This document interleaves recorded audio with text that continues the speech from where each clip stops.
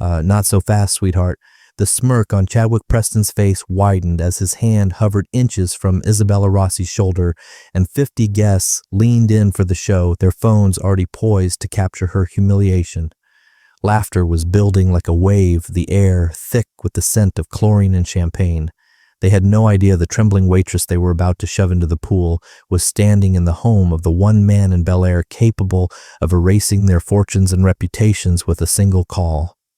Before the sun dipped below the horizon, that call would be made, and the same crowd now craving her fall would witness a reckoning so public, so devastating it would become legend. The air at the Davenport estate was thick with the scent of money, a cloying mix of expensive perfume, freshly cut grass, and the faint, clean tang of chlorine. For Isabella Izzy Rossi, it was the smell of another grueling 8-hour shift. Each step she took on the imported Italian marble surrounding the pool was a careful calculation. Don't spill, don't make eye contact unless spoken to, don't exist beyond the crisp white blouse and black trousers of her catering uniform. Izzy was 22, but some days she felt 100. Her life was a split screen. By day, she was an artist, her small studio apartment crammed with canvases that smelled of turpentine and a possibility. Her hands, usually stained with cobalt blue and cadmium yellow, were now scrubbed raw, clutching a silver tray. By night, and on weekends like this, she was a server pouring drinks for people who spent more on a weekend getaway than she made in a year. The money was a means to an end. One more semester paid at the community college, another set of high-quality oil paints, another step closer to her application for the prestigious San Francisco Art Institute. That dream was the only thing that made the condescending glances and dismissive waves of a hand bearable. The party was in full swing. Young men with effortless tans and boat shoes stood in clusters, their laughter loud and confident. Women who looked like they were sculpted from porcelain and silk lounged on chases, their sunglasses hiding any genuine expression. They were the children of CEOs, hedge fund managers, and old money socialites. Today's event was a birthday party for Tiffany Davenport, the heirs to her father's real estate empire, and she held court like a modern-day queen. Tiffany was beautiful in the way a venomous flower is perfectly formed, brightly colored, and dangerous to the touch. She moved through her party not as a hostess, but as a predator, surveying her territory. Her eyes, a cold, pale blue, scanned the crowd, and when they landed on Izzy, they narrowed with a familiar flicker of contempt. This wasn't the first time Izzy had worked a Davenport party. She had learned to anticipate Tiffany's particular brand of cruelty. It was never overt enough to warrant a formal complaint, but always sharp enough to sting a forgotten please or thank you. A muttered comment about the staff being slow, a deliberate placement of an empty glass on the very edge of a table, daring her to have it fall. Today, Tiffany seemed particularly emboldened, flanked by her boyfriend Chadwick "Chad" Preston. Chad was the epitome of inherited privilege, a handsome athletic build from years of private tennis lessons and a personality that had never been challenged. He moved with an unearned swagger, his arm possessively around Tiffany's waist. "Oh, look, Chad," Tiffany said, her voice carrying just enough to be heard by those around them as Izzy approached to offer them drinks. "It's the artist." She pronounced the word with mocking French inflection. Izzy's stomach tightened. A few months ago, at a smaller gallery event she'd worked, a local art critic had taken a surprising interest in a small charcoal sketch Izzy had been commissioned to do for the event's decor.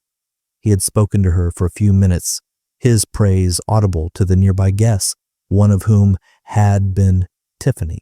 The brief moment of recognition had been intoxicating for Izzy, but it had also painted a target on her back. To Tiffany, Izzy wasn't a person with a dream. She was the hired help who had dared to step out of her place for a fleeting moment. Izzy kept her face a mask of professional neutrality. "Champagne?" she asked, her voice even. Chad smirked, taking 2 glasses. "You know, I've been thinking," he said, looking at Izzy but speaking to Tiffany, "maybe we should hire her to paint the pool house. She could do some abstract splotches, very modern." The group around them chuckled. Izzy felt a hot flush of anger creep up her neck, but she bit it down.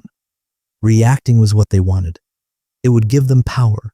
She gave a tight, polite nod and began to turn away. "Where are you going?" Tiffany's voice was sharp. "We're not done with you." Izzy froze. She could feel the eyes of the nearby guests turning towards the unfolding drama like spectators at a Roman circus. Her manager, a perpetually stressed man named Robert, was on the other side of the pool, deliberately looking away. He knew as well as she did that the Davenports were a major client. Complaining was professional suicide. "I have other guests to attend to," Mr. Davenport, Izzy said, keeping her gaze fixed on a point just over Tiffany's shoulder. "But we're the most important guests."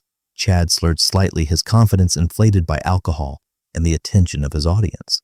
He stepped closer, invading her personal space. "Tiffany asked you a question." The air crackled with tension. Izzy's heart hammered against her ribs. She felt trapped to the shimmering pool on one side and a wall of sneering faces on the other. All she wanted was to finish her shift, go home, and lose herself in the familiar, comforting world of her canvases, but it was becoming clear they weren't going to let her go that easily. From a shaded wicker chair under a large palm tree, an older man watched the scene unfold. He was dressed simply in a linen shirt and tan trousers, looking more like a forgotten grandfather than a guest at this lavish affair. He nursed a single glass of iced tea, his face etched with the deep lines of a long observant life. No one paid him any mind. He was just part of the scenery, but his eyes, a piercing shade of gray, missed nothing. He watched the calculated cruelty of the young woman, the brutish arrogance of her boyfriend, and the quiet, simmering dignity of the waitress. He didn't move. He just watched and waited. The laughter of the surrounding guests acted as fuel for Tiffany and Chad, and it was an intoxicating sound for them, the audible approval of their peers, confirming their status at the top of this Xan-drenched food chain. For Izzy, it was a tightening vice. Every titter, every snicker was a reminder of her powerlessness. "I believe I asked what you thought of Chad's generous offer." Tiffany pressed her lips, curling into a smug smile. She took a step forward, her designer sandal tapping impatiently on the marble. "To paint the pool house. Surely an aspiring artist like you would jump at the chance to work on a Davenport property. It would be great for your, your portfolio." The word portfolio was laced with such venomous sarcasm, it felt like a physical slap. Izzy knew they were trying to break her. They wanted tears of panicked retort, anything that would confirm their superiority. She took a slow, steadying breath of the scent of chlorine sharp in her nostrils. "I appreciate the thought," Izzy said, her voice miraculously steady, "but my commissions are currently closed. Now, if you'll excuse me." She made to step around them, her tray held high like a shield. But Chad, emboldened and annoyed by her composure, moved to block her path. He was taller than her by a head, broader by a mile, and he used his physical presence to intimidate, leaning in so she could smell the champagne on his breath. Not so fast. He drawled a lazy, cruel grin, spreading across his face. "You know you look a little hot. All that, running around serving your betters. It must be exhausting." He looked at Tiffany, who gave a slight, almost imperceptible nod. It was the signal, the permission, the silent command. The circle of onlookers leaned in their phones, subtly rising as if to capture a rare animal sighting. This was the entertainment they had been waiting for. "You should cool off," Chad said, his grin widening. And then it happened. It wasn't a violent, aggressive shove. It was casual, almost lazy, a flick of his wrist against her shoulder. But it was perfectly timed, perfectly placed. Izzy was off balance, her work shoes offering no grip on the slick marble. The tray of empty glasses went flying, a brief chaotic constellation of crystal, before it crashed onto the patio. Izzy's arms flailed for a moment, a desperate, silent plea for purchase in the empty air. Then she fell backward into the pool. The shock of the cold water was a violent gasp. It stole her breath, filled her ears, and plastered her uniform to her skin. For a split second there was silence, the world a distorted, wavering blue. Then the laughter erupted. It wasn't a chuckle. It was a roar, a braying, unrestrained tidal wave of ridicule that washed over her. Even as she struggled to the surface, she came up, sputtering hair in her eyes, the chlorinated water stinging them. She looked towards the edge of the pool and saw a gallery of laughing faces. Chad was bent over, howling with glee. Tiffany stood with her arms crossed, a look of supreme satisfaction on her face, as if she had just executed a brilliant strategic maneuver. People were pointing, Some were filming their phones held high. Humiliation, cold and sharp, pierced through the shock of the water. It was worse than the fall, worse than the cold. It was the feeling of being turned into an object of sport, a spectacle for the bored and wealthy. Her cheap work clothes felt heavy, pulling her down, a physical manifestation of her station in life. She kicked towards the side, her movements clumsy, her dignity stripped away with every stroke. Her manager, Robert, finally skewered over his face a mess of panic and appeasement. Miss Davenport, Mr. Preston, an accident. I'm sure he chirped, avoiding eye contact with the drenched and shivering Izzy. Of course it was an accident, Tiffany said sweetly, her eyes glittering with malice. The girl is clumsy. She probably can't even walk and carry a tray at the same time. You should really hire more competent help, Robert. Robert wrung his hands. Yes, Miss Davenport. Of course. My sincerest apologies. He shot a furious, terrified glare at Izzy as if it were her fault. Izzy's hands finally found the rough edge of the pool. She hauled herself out, water sluicing from her clothes, forming a dark puddle on the pristine white marble. She didn't look at Robert. She didn't look at the laughing crowd. She looked directly at Tiffany and Chad.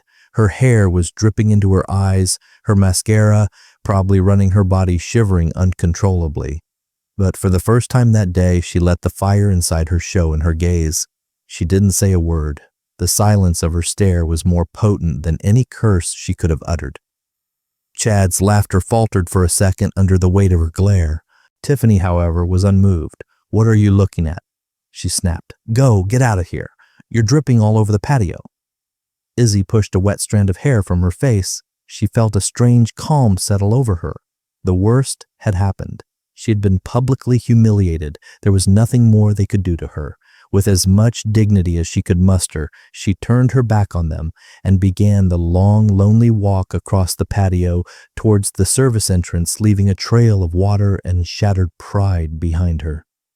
The laughter followed her, a cruel soundtrack to her shame, but the laughter was starting to die down. A new silence was spreading from one corner of the party, a silence that was heavy and unnerving. The older man in the linen shirt had risen from his chair. He hadn't said a word. He had simply stood up, but his presence, once invisible, now seemed to command the space. He watched Izzy's retreating, drenched figure with an unreadable expression. Then his cold gray eyes slowly panned across the crowd, landing first on the catering manager, then on the laughing guests, and finally they settled on Tiffany and Chad. The party wasn't over. It was just getting started. The shift in the atmosphere was palpable. It began as a subtle change in pressure, the way the air feels just before a storm breaks. The raucous laughter first dwindled to nervous chuckles, then to silence as more and more people noticed the man who was now standing near the center of the patio. He wasn't large or physically imposing, yet he projected an aura of absolute authority that rippled through the crowd of entitled heirs and Erices. He was Arthur Vance, a name that if they had known, it would have sent a jolt of pure terror through every single guest, and especially through the Davenport and Preston families, but they didn't know. To them, he was just a nameless old man who was killing the vibe. Chad was the first to break the uneasy silence. Hey, old-timer part is this way, he said with a dismissive gesture. Don't get lost, Grandpa.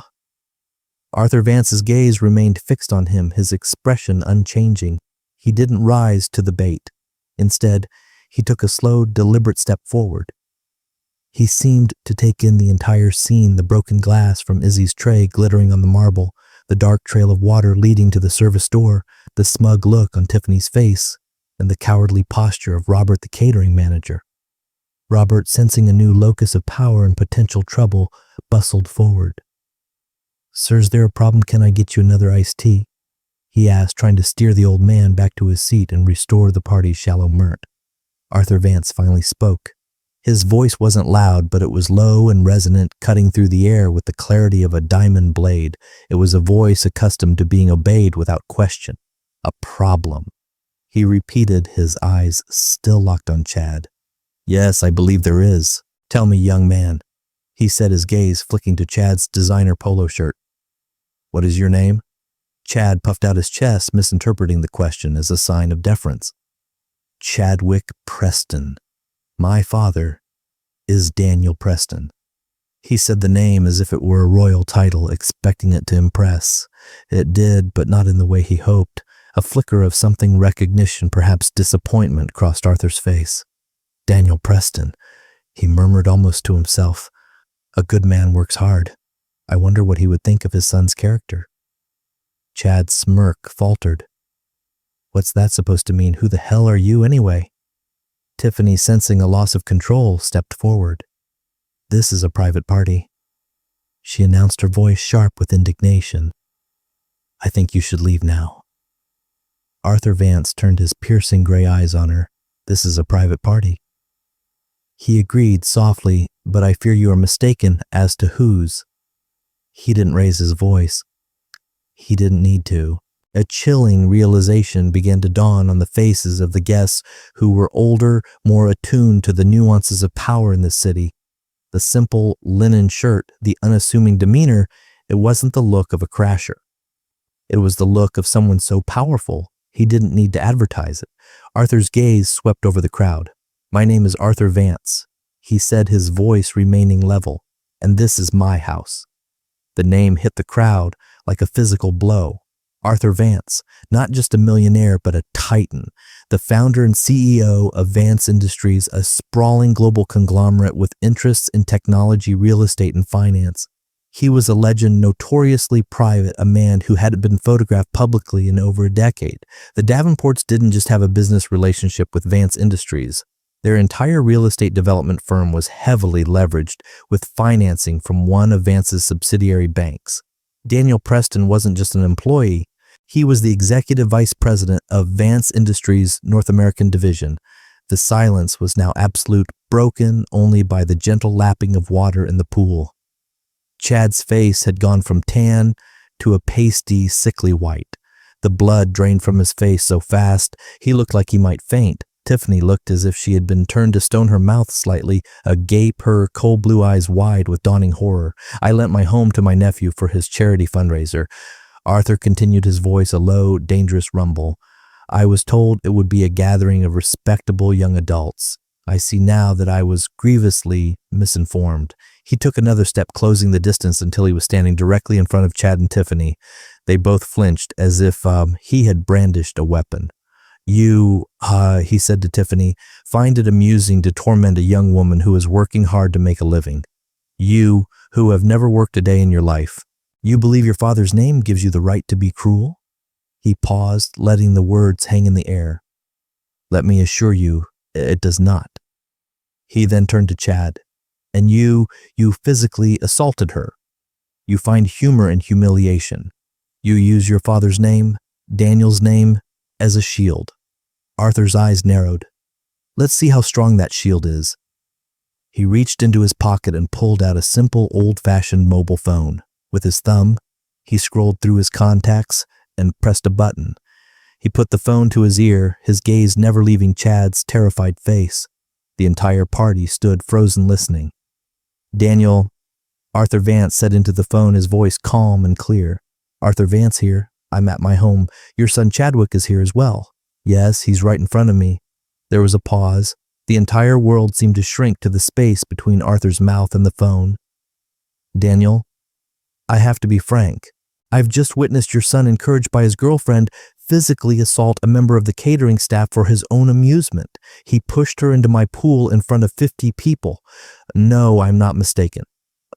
Chad began to tremble, a low, guttural sound of pure panic escaping his throat. Character is everything, Daniel. You know, I believe that it is the foundation upon which we build everything else. Arthur continued, his voice hardening. And what I have seen today is a catastrophic failure of character. It speaks to his upbringing, it speaks to the values he holds, and it makes me question the judgment of those I place in positions of leadership. He paused again, a silence that stretched for an eternity. I think it's time for you to take a long overdue vacation, Daniel, a permanent one. We'll have HR contact you on Monday to discuss the terms of your severance. I am deeply, deeply disappointed. He ended the call without waiting for a reply and slipped the phone back into his pocket. The sound of Chad's world imploding was a ragged, desperate gasp. His father, his powerful, untouchable father, had just been fired in a 30-second phone call because of him. Arthur Vance then turned his attention back to the catering manager, Robert, who was now sweating profusely, his face the color of ash. You stood by and did nothing. You valued a client's money over your employee's dignity. You are a coward. Pack up your things. Your company's contract with all Vance properties is terminated effective immediately. Robert's legs gave out and he sank to his knees. Finally, Arthur Vance's gaze swept across the silent, horrified faces of the guests. The party is over, he announced, his voice echoing in the stunning silence. Leave all of you now. There was no argument. There was only a frantic, silent scramble as $100 million worth of privilege and entitlement fled the scene, their laughter replaced by the sound of their own panicked footsteps. Within minutes, the magnificent patio was empty, save for one trembling boy, one frozen girl, a kneeling manager, and the quiet old man who had, in the space of 5 minutes, dismantled their entire world. The silence that descended upon the patio was heavier than the preceding noise. The half-eaten canopies, the abandoned cocktails, and the glittering shards of broken glass were the only evidence of the party that had been. Chad Preston was still standing, but he was a statue of despair, his eyes hollow and vacant. He looked at Tiffany, not with affection, but with a dawning venomous resentment. This was her fault. Her goading, her arrogance had led to this. Tiffany, for her part, seemed unable to process the magnitude of the catastrophe. Her family's financial well-being was intricately tied to her father's ability to secure financing and deals, many of which depended on the goodwill of the financial ecosystem that Arthur Vance commanded. Mr. Vance hadn't even needed to make a call to her father. The social and financial fallout from this incident would be swift and brutal. The Davenports would become paras. Get him off my property, Arthur said, his voice quiet but firm, nodding towards Chad. He then looked at Tiffany. You two go home and tell your father what you've done. Tell him to expect a call from his bank on Monday morning. It was a simple statement delivered without malice, but it was a death sentence to their social and financial standing. Tiffany's face for the first time crumpled. The mask of cruel confidence shattered, revealing a terrified young woman. Without a word, she turned and fled, not with grace, but in a clumsy, panicked run.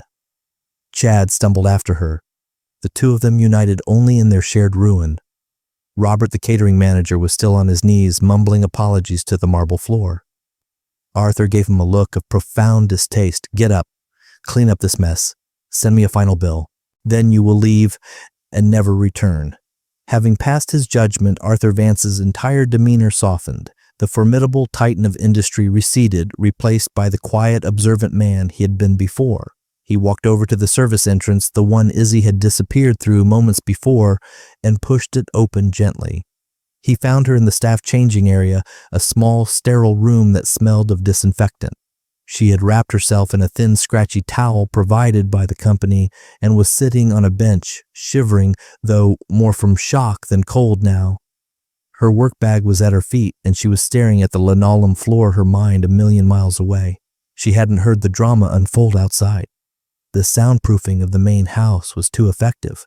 She just knew she had been humiliated and would probably be fired. Miss Rossi. Izzy's head snapped up. She was startled to see the old man from the party, the one who had just been sitting there watching. Her first instinct was fear. Maybe he was a friend of the Davenports, come to scold her further. I'm sorry, sir, she said, her voice trembling slightly. I'll be out of your way. In just a moment, I was just trying to... You have nothing to apologize for, Arthur said gently.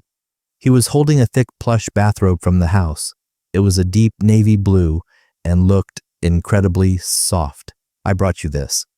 You must be freezing. He held it out to her. Izzy looked from the robe to his face, confused. His eyes held no judgment, only a quiet concern. Hesitantly, she took it. It was warm and heavy, a small act of kindness, so unexpected it almost brought her to tears. Thank you, she whispered, pulling it around her shoulders. My name is Arthur Vance, he said, taking a seat on the bench opposite her, leaving a respectful distance between them. This is my home, and I would like to offer you my most sincere apology for what happened out there. My hospitality was abused, and you were the victim of that abuse. Izzy stared at him, her mind struggling to connect the dots. Authorance, the reclusive billionaire, here talking to her. She had seen his picture once in a business magazine her economics professor had shown the class. The man in front of her was older, his face more deeply lined, but the piercing eyes were the same. You're Mr. Vance," she stammered. "I am," he said with a small, sad smile, "and I am ashamed of my guests. Their behavior was reprehensible." A wave of conflicting emotions washed over Izzy, relief, confusion, and a surge of vindication. I saw you," she said. "You were watching." "Yes," Arthur admitted. "I find you can learn a great deal about a person's character by watching how they behave when they think no one of consequence is looking. I watched Miss Davenport and Mr. Preston, and I watched you." He leaned forward slightly, his expression serious. "They showed me their arrogance and their cruelty, but you showed me something far more remarkable: dignity. You were outnumbered, humiliated, and assaulted, yet you pulled yourself out of that pool and you looked them in the eye. You didn't shrink. In that moment, drenched and shivering, you were more powerful than any of them." Izzy felt a blush creep up her neck, this time not from anger or shame, but from the weight of his unexpected praise. She had felt so small, so utterly defeated. To hear that someone had seen strength in her lowest moment was disarming. "I just wanted the shift to be over," she confessed quietly. "I know," he said. Can I ask what you do when you're not working at events like this?" hesitantly at first, and then with growing confidence as he listened with genuine interest. Izzy told him. She told him about her cramped apartment, her canvases, the smell of oil paints that she loved more than anything. She told him about her dream of attending the Art Institute, of wanting to create art that made people feel something, that told a story. She pulled out her phone and with trembling hands showed him pictures of her work. They were stunning, portraits that captured a raw, fleeting emotion in a subject's eyes, landscapes that were moody and atmospheric, full of color and light, still lives that made the mundane seem beautiful. Arthur Vance, a man who sat on the boards of museums and owned works by Mattis and Rothko, looked through the small phones gallery in silence. He wasn't just looking, he was seeing. He recognized the talent, but more than that, he recognized the soul behind it. "This is extraordinary work, Miss Rossi," he said, his voice full of a new respect. "Truly extraordinary." He fell silent for a moment, a thoughtful expression on his face. Izzy waited, her heart pounding. She thought he might offer her some money, a check, to compensate her for the ruined clothes and the humiliation. It would be a generous gesture, and she would be grateful for it. But Arthur Vance had something else in mind. What he was about to propose was not a handout. It was an investment in the character he had just witnessed. "Miss Rossi," he began, his gray eyes meeting hers. "A person's character is the only true currency they have in this world. Wealth, status, power, it can all be gone in an instant, as a few people discovered today. But character that is forged in moments like the one you endured by the pool, it is priceless." He stood up. "I run an educational foundation, the Vance Foundation for the Arts and Humanities. One of its primary functions is to identify and sponsor gifted individuals who have the talent but not the means to pursue their dreams. It's for people with character." Dear Izzy's breath hitched. She didn't dare to hope. On Monday, Arthur Vance said, "My foundation's director will call you. He will be offering you a full 4-year scholarship to the San Francisco Art Institute, covering your tuition, housing, and all your materials. We will also provide you with a monthly stipend so that you never have to work another catering job again," he smiled, "unless you want to." Tears, hot and unstoppable, finally welled in Izzy's eyes and spilled down her cheeks. They weren't tears of sadness or humiliation, but of overwhelming, earth-shattering gratitude. The dream she had fought for, sacrificed for, been humiliated for, it was being handed to her, not because of pity, but because a powerful man had looked past her uniform and seen her worth. "But that's not all," Arthur added. "When you graduate, the foundation will sponsor your first solo gallery exhibition in a proper gallery. We will handle the promotion, the venue, everything. All you have to do is the one thing you were born to do." He paused, his eyes twinkling. "You just have to paint." 2 years later, the air didn't smell of chlorine and condescension. It smelled of gallery white paint, fine wine, and success. The light wasn't the harsh, judgmental glare of the Bel Air sun, but the soft, focused glow of track lighting, each beam aimed at a canvas that bore a piece of Isabella Ross's soul. This was her night, the opening of her first solo exhibition, Portraits of Resilience, at a chic gallery in downtown San Francisco. Izzy moved through the crowded room, not as an invisible server, but as the celebrated artist at the center of it all. She wore a simple, elegant black dress. Her hair was styled artfully, and her hands, though clean, bore the faint, permanent stains of paint under her fingernails, a badge of honor. She exuded a quiet confidence that had been forged not just in the art studio, but in the crucible of that day by the pool. The gallery was buzzing. Critics whispered in corners, collectors with discreet checkbooks pointed at their favorite pieces, and friends from art school hugged her, their faces beaming with pride. Her paintings lined the walls, a testament to the journey she had taken. There were portraits of ordinary people captured with an empathy that made them extraordinary. A tired-looking line cook, his face a roadmap of long shifts. An elderly woman sitting on a park bench, a universe of stories in her eyes. Each canvas was imbued with a deep understanding of the dignity found in everyday life. In a quiet corner, away from the main throng, stood Arthur Vance. He looked much the same, dressed in an impeccably tailored but understated suit. He held a glass of mineral water and watched Izzy with the proud, beaming face of a mentor or a grandfather. He had been true to his word and then some. His foundation had not only funded her education, but had provided her with mentorship and connections that were invaluable. They had become unlikely friends, sharing lunches where they discussed art, philosophy, and the nature of character. "You did it, kid," he said, his voice warm as she approached him. "We did it. Arthur," she corrected him with a smile. "Thank you for everything." "Nonsense." He waved a hand dismissively. "I just opened a door. You were the one who had the courage and talent to walk through it and build the whole house. Look at this." He gestured around the room. "You're telling stories that matter." A red-soled sticker was already next to the largest painting in the collection. It was a striking piece, different from the others. It depicted a woman drenched and shivering, pulling herself from a shimmering blue pool. Her face was in shadow, but her form was illuminated by a harsh, bright light. Her posture wasn't one of defeat, but of defiance. The crowd in the background was a blur of indistinct mocking shapes. The painting wasn't about the humiliation.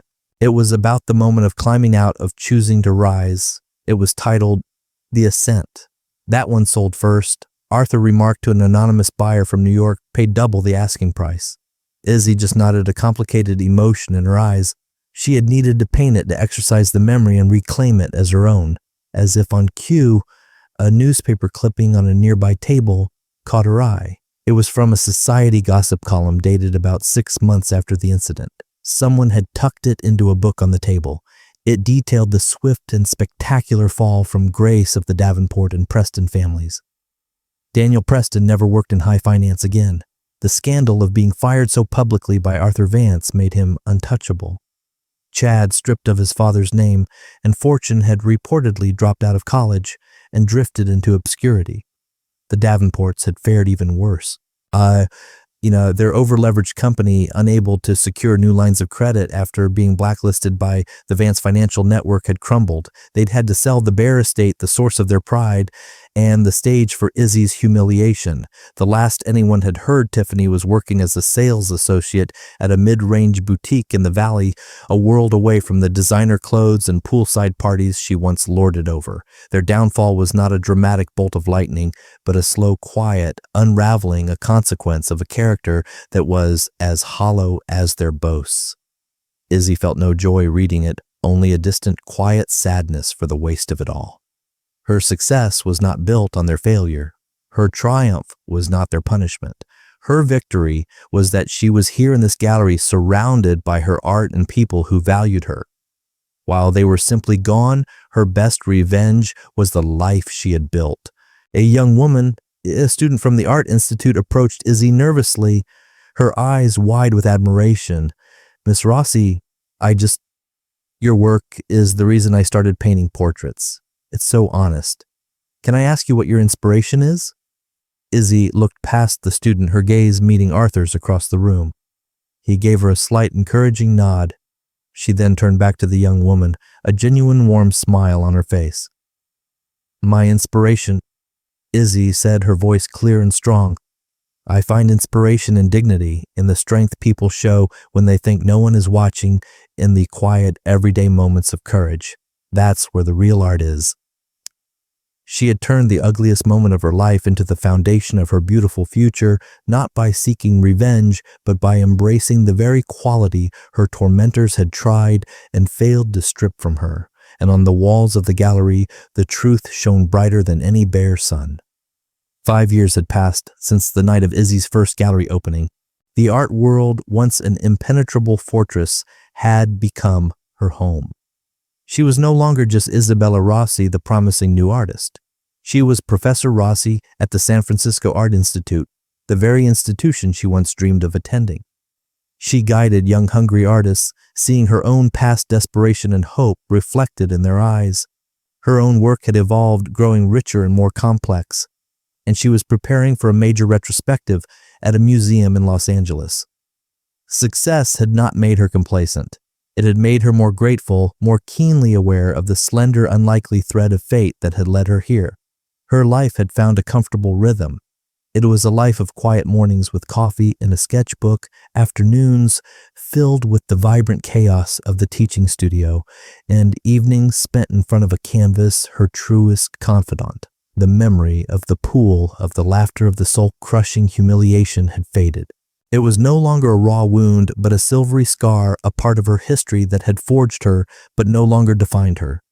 Arthur Vance remained her steadfast friend and mentor, their conversations a grounding force in her life.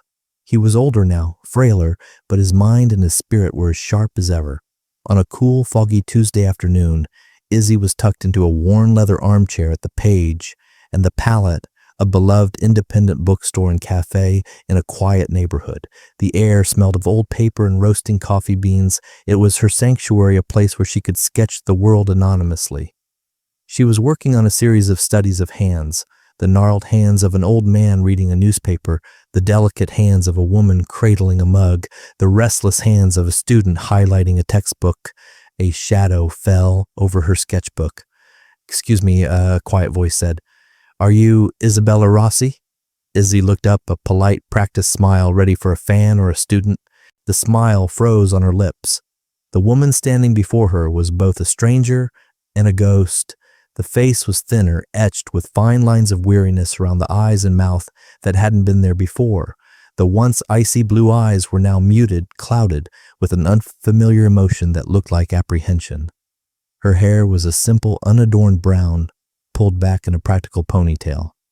She wore a simple gray sweater and jeans. There was no designer logo in sight, but it was her. It was Tiffany Davenport. Izzy's heart gave a single hard thud against her ribs. The cafe, with its comforting smells and quiet hum, suddenly felt airless. The pencil felt slick in her hand. For a moment she was 22 again, shivering and drenched the sound of cruel laughter roaring in her ears. "Yes," Izzy managed to say, her voice tighter than she intended. Tiffany flinched at her tone, seeming to shrink into herself. I know this is incredibly forward of me. I'm sorry to interrupt you. I saw you through the window. I live a few blocks from here." She wrung her hands, a nervous gesture that was so alien on the woman Izzy remembered. "My name is Tiffany." She didn't offer her last name as if it were a thing of shame. "I know who you are," Izzy said flatly. She made no move to invite Tiffany to sit. An awkward, heavy silence stretched between them. The cafe patrons around them remained oblivious, lost in their own worlds. "I don't expect you to talk to me," Tiffany said, her voice barely a whisper. "I just wanted to say I followed your career. Your work is incredible. It's beautiful."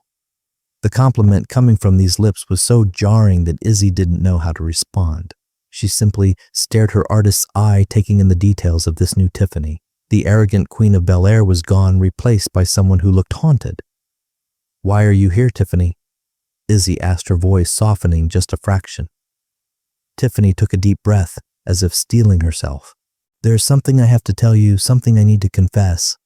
She glanced at the empty chair opposite Izzy. May I please? It will only take a minute." Hesitantly, Izzy gave a curt nod. Tiffany sat down gingerly on the edge of the seat, as if she didn't deserve the comfort. After that day at the party, she began, her eyes fixed on the tabletop. Everything fell apart. Everything Arthur Vance said would happen, happened. My father's business collapsed. We lost the house. We lost everything. My friends, they disappeared overnight. She gave a short, bitter laugh that held no humor. It turns out their loyalty was mortgaged, too. Izzy listened, her expression unreadable. She felt no satisfaction, no Chardon. Frieder was only a strange emptiness in hearing the clinical summary of a life's destruction. I had to get a job, Tiffany continued, a real job. I started as a stockroom clear at a department store. $12 an hour. My hands got calluses, my feet ached at the end of every day. For the first time in my life, I knew what it felt like to be tired, not bored, but truly bone deep tired. For the first time, I knew what it felt like to be invisible, to be looked through by customers, to be treated like a piece of furniture. She looked up, and for the first time, Izzy saw a glimmer of genuine, painful self-awareness in her eyes. And all I could think about was you. I thought about how you carried that tray, how you served us with a professionalism I had never known. You were tired too, but you had a grace I couldn't comprehend. I had mocked you for having a dream while I had nothing but my father's money. About 2 years ago, Tiffany said, her voice dropping lower. I was in a better place. I'd worked my way up to an office manager position. It wasn't glamorous, but it was mine. I earned it. And I heard about your first exhibition. I read a review online, and it mentioned a particular painting. Izzy knew which one. The Ascent. Tiffany nodded, a tear finally escaping and tracing a path down her cheek. I had to see it. I flew to San Francisco for 1 day and went to the gallery. I stood in front of that painting for an hour. You captured it perfectly. Not my cruelty, not the laughter, but your strength. The moment you chose to pull yourself out in that painting, you weren't a victim. You were a survivor. A cold realization began to dawn on Izzy. The anonymous buyer, she breathed, from New York. That was you. Yes, Tiffany whispered, her shame palpable. I used almost all of my savings. I had to own it. At first, I think it was a form of self-punishment. I hung it in my small apartment, and every day it was the first thing I saw when I woke up and the last thing I saw before I slept. It was a reminder of the horrible person I was. But over time it changed. She looked directly at Izzy, now her gaze pleading. It stopped being about my shame and started being about your resilience. It reminded me that even after a fall, you can choose to climb. It inspired me to be better, to be kinder. I started volunteering. I went back to school at night. That painting, it didn't just document the end of my old life. It became the cornerstone of my new one. She reached into her purse and pulled out a large sealed envelope. She pushed it across the table. It belongs to you, Tiffany said. It's the deed of ownership and the gallery receipt. I can't keep it. It feels stolen. Please take it back. I don't deserve to own a piece of your story. Izzy stared at the envelope, then at the woman in front of her. The years of resentment, the phantom sting of humiliation, it all seemed to dissolve in the face of this raw, painful confession. Forgiveness wasn't a transaction, and this wasn't about absolution. It was about recognizing a shared flawed humanity. Slowly, Izzy pushed the envelope back across the table. No, she said softly. Tiffany looked up, confused. But you bought it, Tiffany. Izzy said, her voice gentle but firm. It's yours. What you did that day was wrong. It hurt me deeply, but the person you are today, that person isn't the same girl by the pool. She paused, choosing her words carefully. Maybe you should keep it not as a reminder of what you did to me, but as a reminder of what you did for yourself afterwards. You climbed out of your own pool. The painting isn't about me anymore. It's about you too. For the second time that afternoon, Tiffany Davenport began to cry, but this time the tears weren't of shame or regret. They were tears of release. A weight she had been carrying for nearly a decade had finally been lifted, not by a "Phil, I forgive you," but by a profound act of grace. Thank you, Tiffany choked out. Thank you, Isabella. She stood up, gathered what little remained of her composure, and walked out of the cafe, leaving Izzy alone with her sketchbook and the lingering echoes of a past that had finally been laid to rest. Izzy picked up her pencil, her hand steady, and on a fresh page, she began to sketch the hands of the woman who had just left, hands that were no longer clenched in arrogance, but open in a gesture of profound and unexpected redemption. Isabella's story is a powerful reminder that true worth isn't measured by the clothes you wear, the house you own, or the name you carry. It's measured by your character, your resilience, and the dignity you hold on to when the world tries to take it away. While Tiffany and Chad's laughter echoed for only a moment, the ripples of their cruelty destroyed their own gilded world. In contrast, Isabella's quiet strength, noticed by one discerning eye, became the catalyst for a future she had only dreamed of. Her story shows us that kindness is a form of power, and integrity is an investment that yields the greatest returns. If Izzy's story of resilience and unexpected justice moved you, please give this video a like and share it with someone who might need a reminder that character is everything. And don't forget to subscribe to our channel for more unforgettable stories that uncover the extraordinary and the ordinary. What are your thoughts on Arthur Vance's actions? Let us know in the comments below.